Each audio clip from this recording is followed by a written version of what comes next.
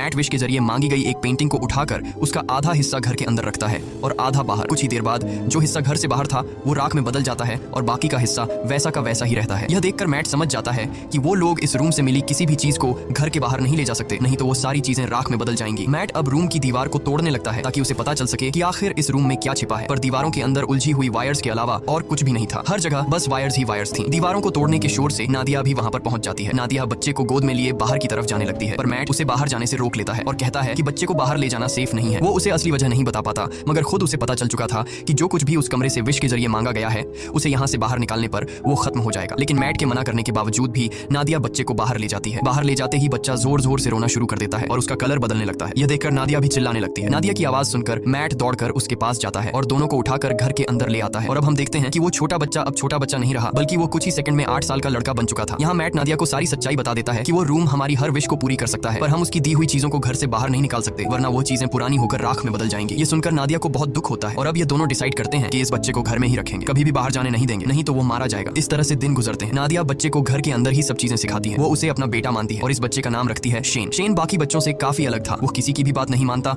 और न ही उस पर किसी बात का असर पड़ता। उसकी हरकतें बिल्कुल भी बच्चों जैसी नहीं थी। खाने के दौरान वो बर्फ खाया करता था, लेकिन इन सब हरकतों के बावजूद भी नादिया शेन से बहुत ज्यादा प्यार करती थी। नादिया शेन को समझाती है कि वो घर के बाहर नहीं जा सकता क्योंकि बाहर खतरनाक लोग हैं जो उसे मार देंगे। ये सुनकर शेन बहुत मायूस हो जाता है और घर के अंदर कभी खिड़की तो कभी दरवाजे से बाहर की दुनिया देखता है। नादिया जब भी घर से बाहर निकलती या फिर घर के अंदर आती तब वो दरवाजे में ताला लगा दिया करती ताकि शेन घर से बाहर ना निकल सके। एक दिन जब शेन घर में स्नो ग्लोब से खेल रहा था तभी वहां पर मैट आता है। अब क्योंकि मैट को शेन से बिल्कुल भी लगाव नहीं था, इसलिए वो शेन को डांटता है कि तुम्हें यहाँ पर नहीं खेलना चाहिए। डर के मारे शेन के हाथ से स्नो ग्लोब नीचे गिरकर टूट जाता है। शेन को मैट के इस बर्ताव से बहुत दुख होता है। रात को शेन उन दोनों के कमरे के पास जाकर चुपके से नादिया और मैट की बातें सुनने लगता है। वो दोनों उस रूम के बारे में बातें करते हैं। ये सुनकर शेन को शक होने लगता है कि जरूर उस रूम में कुछ ऐसा है जिससे मैं अनजान हूँ। वो सोचता है कि पता नहीं यह दोनों मुझे क्यों घर से बाहर नहीं जाने देते और उस रूम से दूर रहने को कहते हैं। इसलिए शेन टॉर्च उठाकर घर की जांच पड़ताल करने लगता है और आगे बढ़ते हुए वो सीधा बेसमेंट तक पहुंच जाता है जहां ढेर सारी उलझी हुई वायर्स थी। उन सबसे गुजरते हुए आखिरकार वो उस रूम तक पहुंच जाता है और यहाँ उसे सारा राज पता चल जाता है। रात भर पूरे घर में लाइट्स ब्लिंक होती रहती हैं, पर मैट और नादिया नींद में होने की वजह से कुछ नोटिस नहीं कर पाते। अगली सुबह जब मैट की आंख खुलती है तो उसे अपने बगल में एक नया स्नो ग्लोब पड़ा हुआ दिखता है और इसके साथ ही टूटा हुआ ग्लोब कुछ दूरी पर उसे दिखाई देता है। ये देखकर वो परेशान हो जाता है कि आखिर ये नया ग्लोब किसने बनाया। मैट सीधा नादिया के पास जाता है और उसे जगाकर पूछता है कि क्या तुमने इस ग्लोब को उस रूम से विश करके मांगा, जिस पर नादिया कहती है नहीं, मैंने इस ग्लोब की विश नहीं की। तभी उसी वक्त लाइट्स को ब्लिंक होता देखकर वो समझ जाता है कि ये सारा काम शेन का है। ये दोनों तेजी से उस रूम की तरफ भागते हैं और वहां जाकर ये दोनों हैरान रह जाते हैं। अब क्योंकि शेन को घर से बाहर जाने नहीं दिया जाता था, इसलिए वो दिल में बाहर जाने की इच्छा रखते हुए उस रूम से खुद के लिए एक बहुत बड़ा आउटडोर एरिया मांग लेता है जहां एक खुला आसमान